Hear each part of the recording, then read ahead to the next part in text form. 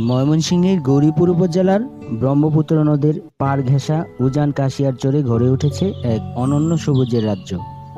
এক সময়ের অনাবাদী ও অবহেলিত চরাঞ্চল আজ পরিণত হয়েছে সম্ভাবনার উর্বর ভূমিতে।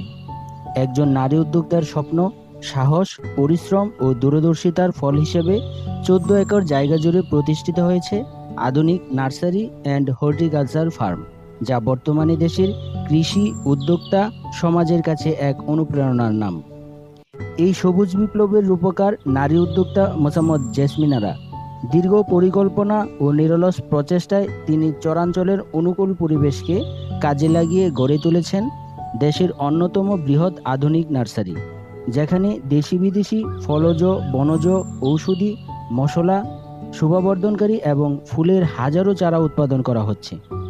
প্রায় ১৪ একর বিস্তৃত এই নার্সারিতে রয়েছে ৭২ প্রজাতির প্রায় ১,৭৫০টি মাতৃগাছ। এইসব মাতৃগাছ থেকে উন্নত মানের কলম ও চারা উৎপাদন করা হয়।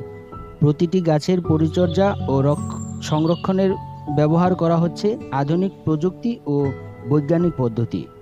ফলে কৃষকরা এখান থেকে নির্ভরযোগ্য ও মানসম্মত চারা সংগ্রহের সুযোগ পাচ্ছেন।